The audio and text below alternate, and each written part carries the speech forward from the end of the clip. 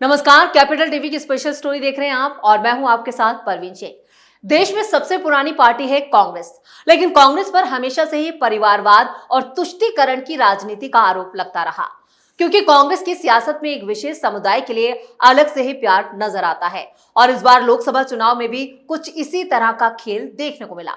लोकसभा चुनाव में मुंह की खाने के बाद भी कांग्रेस ओवर कॉन्फिडेंस में है कि उसे जनता का प्यार मिला है, लेकिन सरकार एनडीए ने बनाई है, जिसका साफ तौर पर मतलब है कि जनता का प्यार एनडीए को नहीं मिला है, कांग्रेस को मिला है। लेकिन ये बात सच नहीं है, प्यार यहां पर एनडीए को मिला है, लेकिन कांग्रेस अपनी जिद पर अड़ी हुई है। कांग्रेस पर जो आरोप लगते रहे हैं उनको एक बार फिर से उसने ही सही साबित करने का काम किया है, क्योंकि जिन जिन राज्यों में कांग्रेस की सरकार है या फिर जहां पर कांग्रेस गठबंधन में है, वहां पर तुष्टीकरण का आरोप तो लगता है। अब केरल को लेकर भी कुछ ऐसी ही खबर सामने आई है, जिसने कांग्रेस के चेहरे से एक बार फिर से नकाब हटाने का काम किया है।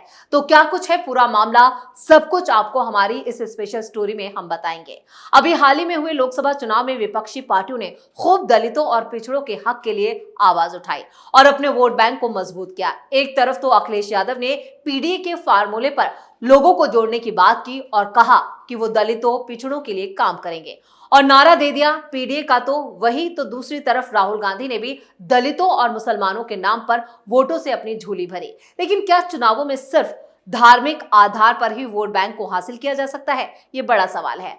ऐसे में जब दूसरे राज्यों में कांग्रेस और विपक्षी पार्टियां दलितों, पिछड़ों और अल्पसंख्यकों की बात करती हैं, तो वहीं दूसरी तरफ केरल से कुछ ऐसे सरकार आंकड़े सामने लाई है जिन्होंने इनके मंसूबों पर पानी फेर दिया है। क्योंकि इन आंकड़ों ने यह साफ बता दिया है कि कहने को तो कुछ भी कहा जाता है, लेकिन उसकी हकीकत क्या है वो इन आंकड़ों से पता चल जाएगी। ये कहावत भी बिल्कुल सटीक बैठती है कि हाथी के दांत खाने के अलग और दिखाने के अलग, क्योंकि कांग्रेस का हाल भी बिल्कुल वैसा ही है। उनके लिए कहने को तो अलग अलग बहुत कुछ है, लेकिन करने को बिल्कुल उसके उलट है। तो चलिए आपको भी उन आंकड़ों के बारे में बताते हैं जिन्होंने पूरी की पूरी पोल खोल कर रख दी है। दरअसल मीडिया रिपोर्ट्स के मुताबिक केरल की विधानसभा में रखा गया आंकड़े जो थे वो साफ तौर पर बताते हैं कि राज्य के पास मौजूदा वक्त में 5,45,423 कर्मचारी हैं। यह अलग अलग विभागों में कार्यरत हैं। इन कर्मचारियों में से इस आंकड़े के मुताबिक राज्य सरकार के लिए 73,774 मुस्लिम काम करते हैं। ये राज्य सरकार के पूरे कर्मचारियों का 13.5% है। वहीं ईसाइयों की संख्या राज्य सरकार के लिए काम करने वाले मुस्लिमों से अधिक है। राज्य सरकार के 73,774 कर्मचारी अगर ईसाई से हैं, इसके अलावा लैटिन चर्च को मानने वाले 22,452 कर्मचारी केरल सरकार में कार्यरत हैं। इसके अलावा 2399 कर्मचारी ऐसे हैं जो कि धर्मांतरित होकर ईसाई बने हैं। इसी के साथ 929 कर्मचारी ऐसे हैं जो नादर ईसाई से हैं। इस प्रकार सभी ईसाई समुदाय की जो संख्या है वो केरल की सरकारी नौकरियों में 99,494 है। इनका प्रतिशत केरल की सरकारी नौकरियों में 18.25% है। इसके अलावा जैन समुदाय के 27 कर्मचारी भी केरल सरकार के लिए काम करते हैं। राज्य की सरकारी नौकरियों में 1,73,268 ईसाई और मुस्लिम हैं। इस प्रकार केरल सरकार के कर्मचारियों में 31.5% ईसाई और मुस्लिम हैं, यानी राज्य के करीब 1/3 कर्मचारी मुस्लिम और ईसाई हैं। इसके अलावा केरल की सरकारी नौकरियों में भी अनुसूचित जातियों से 51,783, जबकि अनुसूचित जातियों से 10,513 कर्मचारी हैं। 7,113 ब्राह्मण भी राज्य के सरकारी कर्मचारी हैं। ये कुल सरकारी कर्मचारियों का 1.5% यानी सिर्फ 1.5% है। केरल सरकार में केवल 26 यादव जबकि 28 क्षत्रिय ही सरकारी नौकरी में हैं। सबसे बड़ी संख्या इजावा समुदाय की है, जो पिछड़ी जाति मानी जाती है। इस समुदाय से 1.15 लाख कर्मचारी केरल सरकार में हैं। नायर समुदाय से भी 1.8 लाख कर्मचारी केरल सरकार में हैं। 955 कर्मचारी ऐसे भी हैं जो अपने आप को किसी भी वर्ग में वर्गीकृत नहीं करते। केरल में मुस्लिम और ईसाई कुल जनसांख्यिकी का जो करीब है वो 50% है। इसमें 27% इस्लाम धर्म को मानने वाले हैं और 22% ईसाइयत को मानने वाले। दोनों धर्मों में अलग अलग तरह के पंथों को मानने वाले लोग हैं। केरल सरकार को राज्य में नौकरियों में विविधता न होने के लिए विपक्ष लगातार घेर रहा है।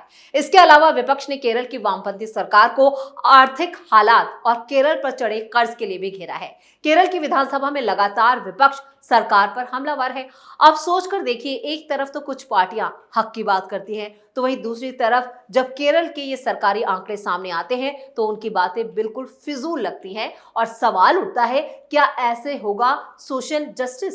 वैसे आपको बता दें, केरल के मौजूदा मुख्यमंत्री पिनरई विजयन लगातार दूसरे कार्यकाल में हैं और उन्होंने 20 मई 2021 को सत्ता की शपथ ली। दिसंबर 2023 में सदस्य दलों के बीच आपसी समझौते के तहत केरल मंत्रिमंडल में फेरबदल किया। ये फेरबदल वाम लोकतांत्रिक मोर्चा यानी एलडीएफ गठबंधन के भीतर चुनाव पूर्व समझौते के मुताबिक है। परिवहन मंत्री एंटनी राजू और बंदरगाह और पुरातत्व मंत्री अहमद देवरकोविल ने इस्तीफा दे दिया, जिसके कारण केवी गणेश कुमार को परिवहन मंत्री और कदनापल्ली रामचंद्रन को पंजीकरण और पुरातत्व मंत्री नियुक्त किया गया। वहीं अभी हाल ही में हुए लोकसभा चुनाव को लेकर भी काफी तरह का घमासान देखने को मिला, जिसमें केरल में राजनीतिक दलों के लिए अल्पसंख्यक वोट काफी अहम है और इसके पीछे जो वजह है वो चौंकाने वाली है।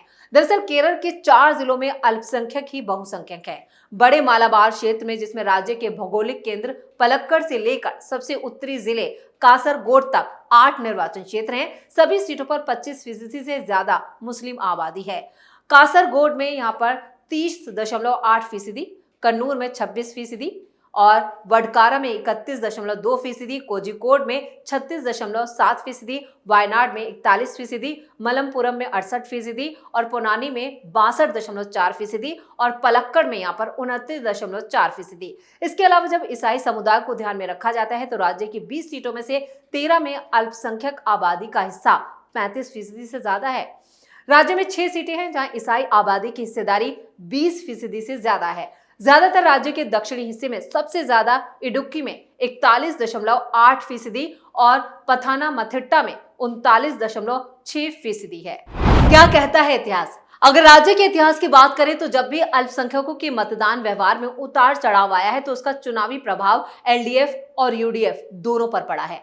उदाहरण के लिए 2019 के संसदीय चुनावों में यूडीएफ ने मुस्लिम और ईसाई वोटों के एकीकरण के कारण 20 में से 19 सीटें जीती, जिसमें से राहुल गांधी की वायनाड उम्मीदवारी से सहायता मिली, जिन्हें भविष्य के प्रधानमंत्री के रूप में पेश किया गया था।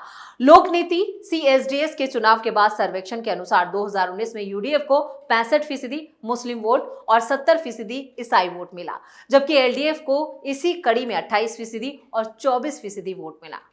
मलपुरम में मुस्लिमों और क्रिश्चियंस की संख्या 72.2% है। एर्नाकुलम में मुस्लिमों और क्रिश्चियंस की संख्या 53.7%। इडुक्की में मुस्लिमों और क्रिश्चियंस की संख्या 50.8%।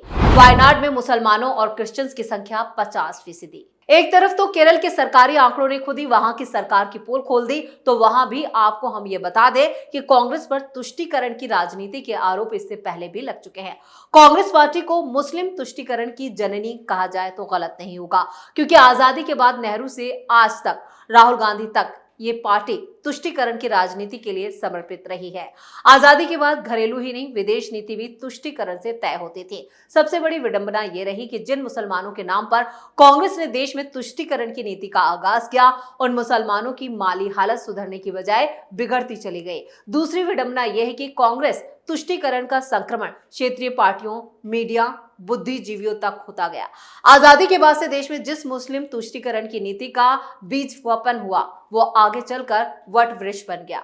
भारत दुनिया का इकलौता देश बना है जहां बहुसंख्यकों के हितों की कीमत पर अल्पसंख्यकों को वरीयता दी गई।